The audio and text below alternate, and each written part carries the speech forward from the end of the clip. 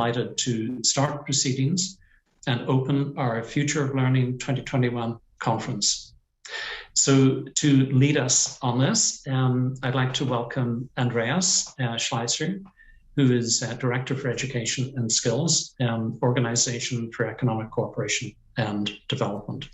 Andreas initiated and oversees the Program for International Student Assessment and other instruments that have created a global platform to transform educational policies and practices. He's worked for over 20 years with ministers and education leaders around the world to improve quality and equity in education.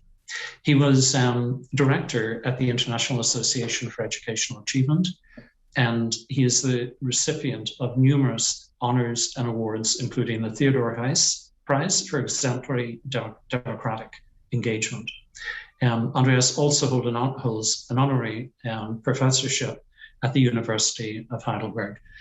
Wonderful evidence to his contributions is a quote that I can share with you from former US Secretary of Education, Arne Duncan. The quote is, Andreas understands the global issues and challenges as well or better than anyone I've met, and he tells me the truth.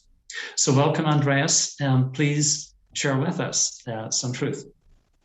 Thanks so much, Tony, and it's a pleasure to be with you. And as you rightly said, this pandemic has made technology, abundantly available to schools. But if we're honest, a lot of this has been about conserving existing practice rather than transforming it. So if we want to look towards the future, I think we have to take a step beyond that. And I want to just share some things that we at the OECD have observed. The first thing, though, I want to highlight, and I think it's very, very important as a context, is that if schools are not yet ready for technology, our kids are. You can see that for most 15-year-olds, the digital world is the real world. They spend, 30, 40, sometimes 50 hours per week on the internet. This is their world. No? But, being a digital native, being born in the digital world, doesn't mean that people are digitally competent. And I think this is something that we need to really take to heart. Our schools still educate people for a linear and analog world as well. You can see on the left side, it's basically countries in East Asia where you can see that students have the capacity, the majority of students have the capacity to at least actively explore information on the internet, to navigate ambiguity, to distinguish fact from opinion, all those things that you really need to be able to use the internet effectively. Now, the majority of students still have limited or no navigation skills in the vast majority of countries. So I think that's a very important aspect to keep in mind, that we have the technology, we still lack the skills on the part of learners and obviously educators. But, in this context, what can technology offer? Obviously, in the classroom, it can make learning so much more personal, so much more interactive, so much more, constructed, giving students agency over what they learn, how they learn, when they learn, and where they learn. And in education systems as a whole, we shouldn't forget that. I think the power of basically systems becoming digital and accreditations becoming sort of portable, I think these are huge potentials which we are just seeing emerging in some systems. Let's start with the part where you can see most advances these days. That's the classroom, basically to personalize learning, to make learning more interactive, more granular. Now, while you study mathematics on a computer, the computer can study how you study, and then respond to this with learning situations that really tailor into your context. No? When you have a self-driving car, you need to observe the environment, you need to sort of engineer solutions and apply them. And the same is what in the classroom, using all sorts of knowledge streams to detect, how students learn, to diagnose their strengths and weaknesses, giving them appropriate feedback, and then, build a kind of learning pathway for that individual learner. That's basically the logic. When you think about the detection part, in the past, it was basically log data, your interaction with the computer. Now you have, eye tracking data, video data, physiological data, integrating on this in some education system. If you go to Korea these days, parts of China, you can see amazing technology, basically understanding really how students learn, detecting their engagement, their motivation, not just their learning process. Now, on the diagnosis part, we can see knowledge gaps, gaps in the developmental trajectory, but again, also some of the social emotional aspects that are so important. What we have seen in this pandemic is that how important is engagement, how important is that students own their learning processes, they can set their learning goals, they can monitor learning progressions. Now, those things are very, very important to keep in mind. Otherwise, technology becomes just consumption of knowledge. Now, and when it comes to the adaptation, we have lots of software doing that at the step level,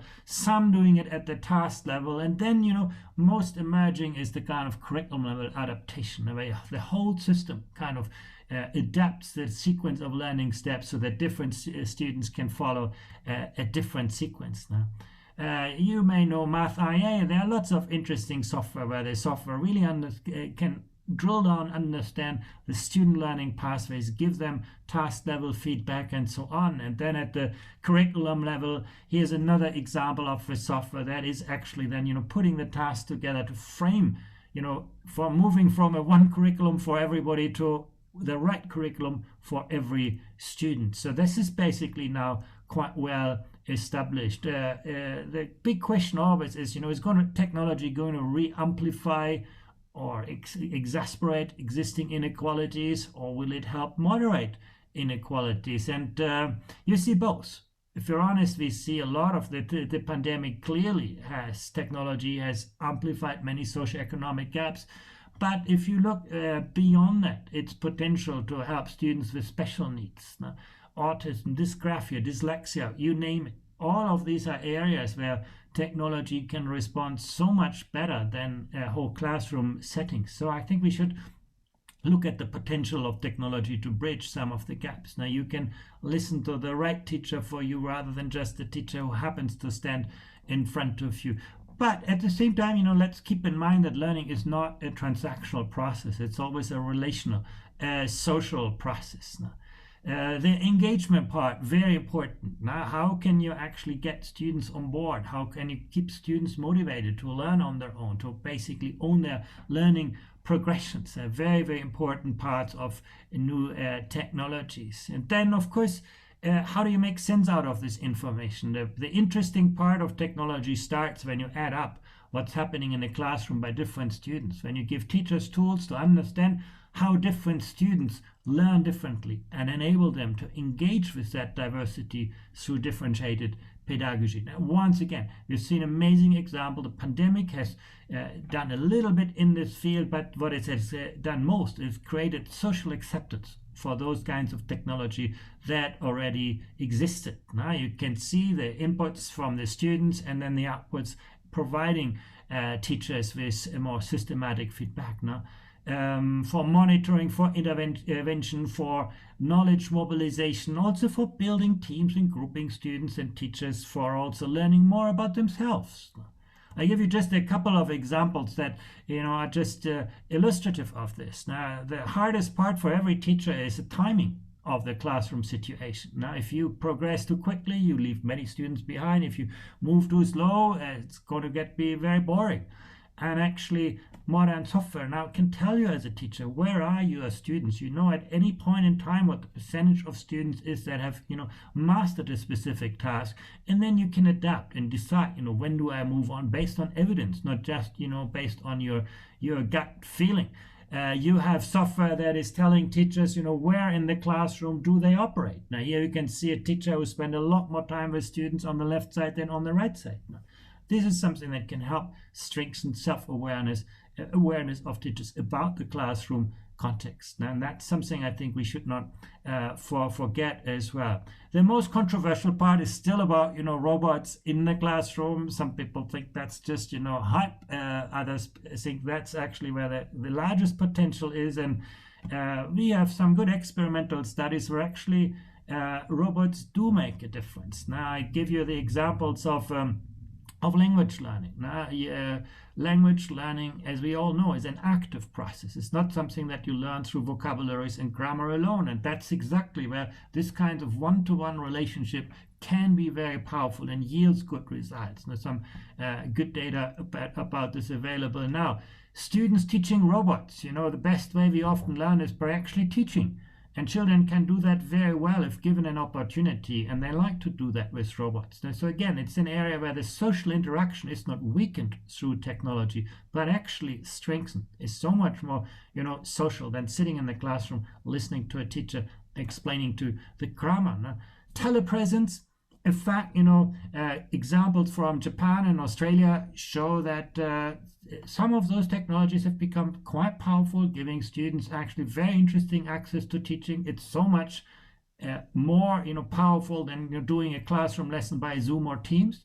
So again, we should not dismiss it. We should look at ways how we can further strengthen those kinds of systems.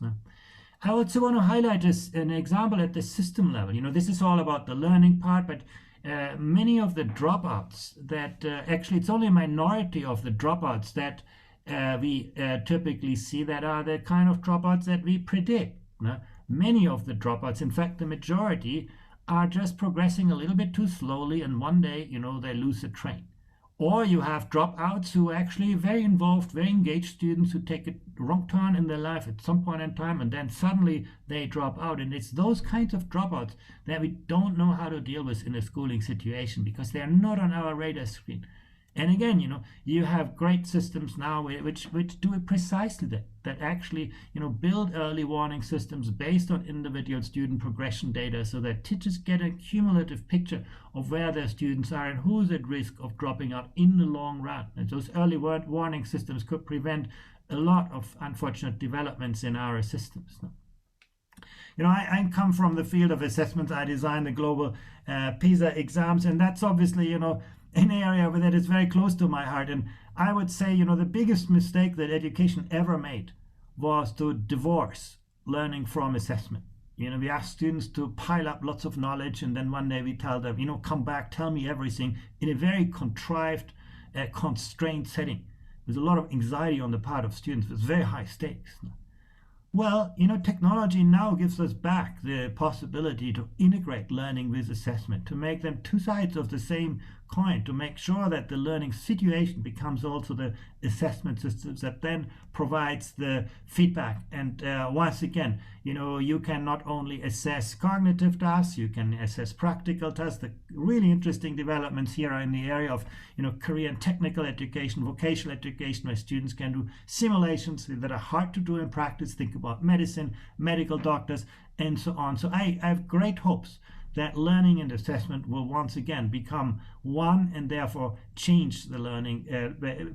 The only point I want to add is, that is what we see happening now. This is not the future. This is what actually is working now. But smart technology, can increase effectiveness, potentially equity, and certainly efficiency a lot.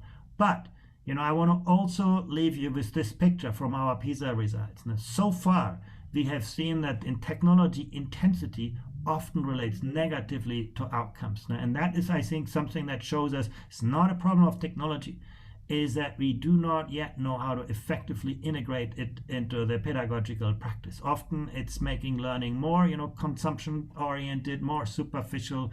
And again, I think this shows us really how much more work we have to do to create the right kind of pedagogies, the right instructional kind of systems that leverage technology in the way we should. Now we need to build that bridge between what is possible and the current systems that we have. We need to ensure that we have the right regulatory frameworks. Now we have at the moment a very fragmented patchwork of technical solutions. Often as a school, as a teacher, you encounter 3, 4, 5 digital systems that are not compatible, that cannot share their data because there's no standardization.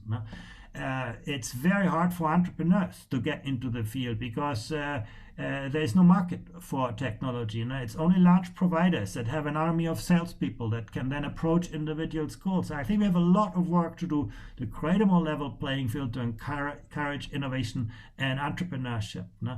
I mentioned already, making sure that it's learning that is at the center, that we talk, the best technology is the one that's actually not visible. And that's the most interesting examples that I've really seen. And the last picture I want to leave you is this. If we want to see real innovation, we'll have to see a real industry behind it. Education is very, very modest in this field. If you compare it with the health sector, where we have, a thriving industry behind, the health practitioners. In education, global education, venture capital is absolutely tiny.